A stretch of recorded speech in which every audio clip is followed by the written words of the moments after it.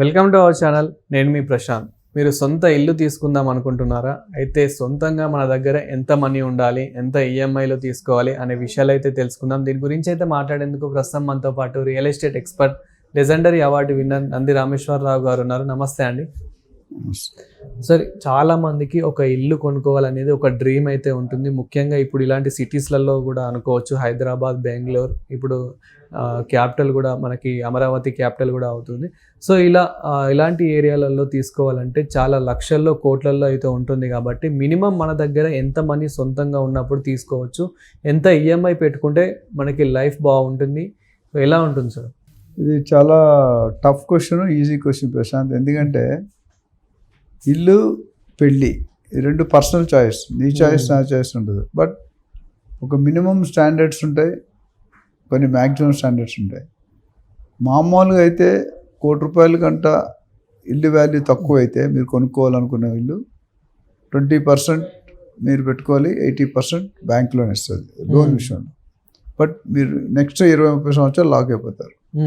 ఒకటి అదే ₹1,00,00,000 పైన అనుకోండి, 25% మన దగ్గర ఉండాలి, 75% లోన్ వచ్చారు. బట్ ఐడియల్ మీరు ఏమన్నట్టు ఐడియల్స్ ఇచ్చేది ఇదేంటంటే మినిమం కండిషన్. ఎంత లేకపోతే మీరు ముందుకు వెళ్ళడం వేరు. కాకపోతే మన దగ్గర 40-50% వాల్యూ ఉంటే మీకు ఈజీ.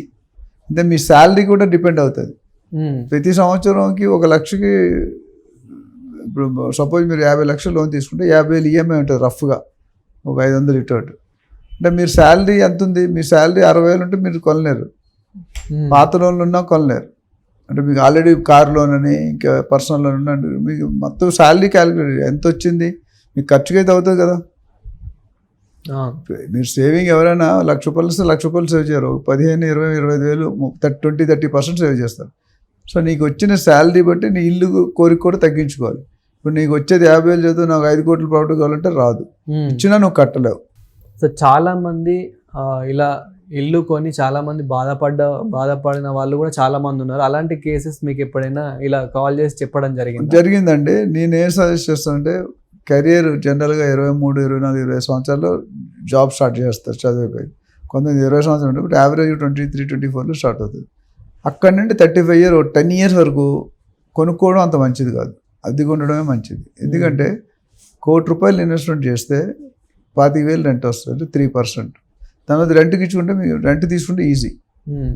సో ఈ 10 yearsలో మీరు వచ్చిన శాలరీలో 30-35% సేవ్ చేస్తూ పోండి. సపోజ్ మీరు ₹1,00,000 శాలరీ, సంవత్సరానికి ఎంత సేవ్ అవుతుంది? 35% అంటే 13 4 lakhs రఫ్లీ, 4.2 lakhs. 10 సంవత్సరాలకి ఎంత అయింది? 40 lakhs. ఇంట్రెస్ట్తో 45 lakhs. అంటే మీ చేతిలో 50% ఉంటే ఇంకో 50% ఈఎంఐ తీసుకోవడం మేలు. ఎందుకంటే నీ శాలరీ కూడా 50,000 కాస్త ₹1,00,000 కాస్త ₹1,50,000, ₹1,70,000 అయ్యి ఉంటుంది. సో అక్కడ బయింగ్ కెపాసిటీ పెడితే నీ సేవింగ్ కెపాసిటీ పెడుతుంది. సో డెఫినెట్గా నెక్స్ట్ 10 yearsలో 50 అంటే సపోజ్ 50,000 అంటే తక్కువ సగం వస్తుంది. శాలరీ 50,000 అనుకోండి, 25 lakhs. ₹1,00,000 అనుకోండి, 50 lakhs. ₹1,50,000 అనుకోండి, 75 lakhs. అట్లా ఉంటుంది. సో అది ప్లాన్ చేసుకొని కొనుక్కోవడం బెటర్ ఎప్పటికైనా. ఎందుకంటే మనం అంత ఇల్లు, మిగతా పిల్లలు స్కూల్ ఫీజు, ఇంటి అద్దెలు, ఇవన్నీ చాలా ఉంటాయి కదా, ఖర్చులు, ఫుడ్, చుట్టాలు, గిఫ్ట్స్, మ్యారేజెస్, పెళ్ళిళ్ళు, బర్త్డేలు, మ్యారేజ్ డేలు, ఇవన్నీ డబ్బులు లేకుండా కొంతమంది చేసుకుంటారు, ఇబ్బంది పడతారు. నేను చాలా మంది చూశాను.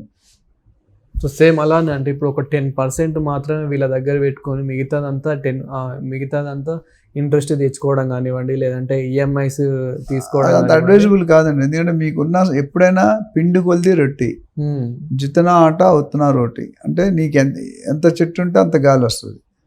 సో మీరు చూసుకోవాల్సిందంటే మీ బిజినెస్సా, లేకపోతే లోయర్ లెవెల్ స్టాఫ్, క్లర్క్, లేదా అలా ఉన్నారు, బస్ కండక్టర్ అట్లా, లేకపోతే ఆటో డ్రైవర్. సో ఇన్కమ్ అనేది ఫిక్స్ అయిపోతుంది. రోజుకి ఎంత వస్తుంది? నెలకు 30,000, 50,000, 60,000, 70,000. ఈ రోజుల్లో ₹1,00,000 పైన రావడం అంటే కొద్దిగా కష్టమే. గవర్నమెంట్ జాబ్స్ అయితే లేవు. ప్రైవేట్లో ఇప్పుడు అందరూ ఎంటర్‌ప్రెన్యూర్‌షిప్ చేస్తున్నారు. ఎవరు కూడా జాబుల్లో నమ్మకం లేదు. ఎందుకంటే ఒక జాబ్ ఉంటే 1000 అప్లికేషన్ ఉంటాయి. 1000లో నీకు వచ్చే ఛాన్స్ అంత వెరీ లెస్. సో ఈఎంఐ కట్టి తీసుకుంటే కనుక సగం జీవితం దానికే సరిపోతుంది అని చెప్పేసి బయట వస్తున్న టాక్. సో ఇది ఎలా ఉంటుంది సార్? అదే ఇప్పుడు బిజినెస్ అనుకోండి, ఎవ్రీ ఇయర్ కొద్దిగా గ్రో అవుతుంది. శాలరీ అనుకోండి, ₹50, ₹100, ₹1000, ₹2000 పెరుగుతుంది. సో నీ ఏజ్, నీ ఫ్యామిలీ కాస్ట్, నీ ఎక్స్పెండిచరు, కొన్ని సేవింగ్, కొన్ని ఖర్చులు సేవ్ అవుతాయి. ఇప్పుడు ఎల్ఐసి ఖర్చు పెడతాం కానీ అది సేవింగే, అవును. మనకి యాడ్ అయిపోతుంది. పిఎఫ్, ఇప్పుడు కారు కొనుక్కున్నాం అనుకో, ఖర్చు అని కారు మెయింటైన్ చేసి కెపాసిటీ ఉంటేనే కారు కొనుక్కోవాలి. ఎందుకంటే కారు కొన్నామంటే 10 సంవత్సరాల బుక్ వాల్యూ 0. సో అంటే మనకి ఓన్లీ ఈఎంఐ అంటే ఇల్లుకే ఈఎంఐ పెట్టుకోం, మళ్ళీ మనం కార్ తీసుకున్న దానికి ఒక కారు పెట్టుకుంటాం, పర్సనల్ పెట్టుకుంటాం, మొబైల్ ఈరోజు అందరూ మిమ్మల్ని కమెంట్ చేయిస్తున్నారు. మార్కెటింగ్ కూడా అవును. నీకు అట్రాక్ట్ చేస్తారు. సార్ మీరు బెంజ్ కార్ 1 lakh కట్టండి, బెంజ్ కార్ తీసుకెళ్ళండి. బెంజ్ కార్ మెయింటైన్ చేయడం ఒక రోజు షోరూమ్కి వెళ్తే అంటే సర్వీస్ సెంటర్ కదా ₹1,00,000 బిల్లు అవుతుంది. పెట్రోల్ ఎంత వస్తుంది అని మా బైక్ లాగా 60-70 రావు, 5, 10, 12 ఇటు అటు ఉంటాయి. సో అది సో యూ షుడ్ సీ, మీకు డబ్బులు ఉన్నాయి, సింహం నవ్వింది కదా అని ఫోటోగ్రఫీ తీసుకుంటే ఫోటోలో సింహం ఉంటుంది, మీరు ఉండరు. ఇట్లా మనం ఎవడో చెప్పాడు కదా కొనుక్కోవాలని కొనేసుకుంటే కాదు.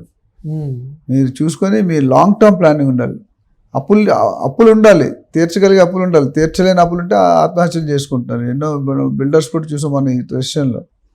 సో డెట్స్ అనేది ఉండాలి కానీ బియాండ్ లిమిట్ వెళ్ళకూడదు. క్రెడిట్ కార్డు వాడేస్తారు, పర్సనల్ లోన్ వాడేస్తారు, ఈఎంఐలు కట్టాలి, తిండి తినాలి, సో బయటకు తిరగాల, సినిమాలకు వెళ్ళాలి, టూర్లకు వెళ్ళాలి, ఫారెన్ అన్నీ ఎక్కడ వస్తాయి. సో ప్రాపర్ ప్లానింగ్తో ఇల్లు కొనుక్కుంటే వాళ్ళకి ప్రాబ్లం ఉంటుంది. ఎందుకంటే ఇల్లు కావాలి, సొంత ఇంటి కళ అనేది. ఒకసారి ఇల్లు ఫ్లాట్ కొనుక్కుంటే ప్లాట్ కొనుక్కోండి, మళ్ళీ ఇంకో 10 years అయితే ఇల్లు కట్టుకోండి.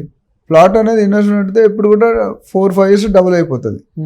ఇప్పుడు అపార్ట్మెంట్ 10 years అయితే దాని వాల్యూ తగ్గిపోతుంది, ల్యాండ్ వాల్యూ పెరుగుతుంది కానీ కన్స్ట్రక్షన్ వాల్యూ ఇప్పుడు కూడా తగ్గిపోతుంది. అందుకనే plot 4-5 years, villa 8-9 years, flat 13-14 years double అవుతుంది. సో ఓన్ ఇండిపెండెంట్ హౌస్ కాకుండా జస్ట్ నేను ఒక 3 floors కానివ్వండి, 4 floors కానివ్వండి, అలా ఒకేసారి బల్క్గా తీసుకొని రెంట్లకు ఇచ్చుకొని ఈఎంఐలు కట్టుకునే స్తోమత అలా మేనేజ్. రెంటల్ ఇన్కమ్ ఎప్పుడు కూడా తక్కువ ఉంటుంది. రెసిడెన్షియల్ ఎస్పెషల్లీ సంవత్సరానికి 2.5-3% వస్తుంది. కమర్షియల్లో కొద్దిగా బెటర్ 6-8%. రెసిడెన్షియల్ అంత వర్కౌట్ కాదు. మీరు పెట్టిన ఇన్వెస్ట్మెంట్ మీరు కట్టే అప్పు ఎక్కువ అయిపోతుంది. సో అది నేను సజెస్ట్, రెసిడెన్షియల్ ఎప్పుడు కూడా రిటర్న్స్ తక్కువ ఉంటాయి. ఎందుకంటే ఉంటాం కదా మన పర్పస్. కమర్షియల్లో వాణిజ్య కార్యక్రమాలు జరుగుతాయి, అంటే కమర్షియల్ ఆపరేషన్ కాబట్టి వాళ్ళు. రెసిడెన్షియల్లో రెంట్ తీసుకుంటే ఇక్కడ 15-20-30 రూపాయలు ఉంటుంది స్క్వేర్ ఫీట్. అదే రెసిడెన్షియల్లో. కమర్షియల్లో వచ్చేసరికి 50-100-150 రూపాయలు కూడా ఉంది.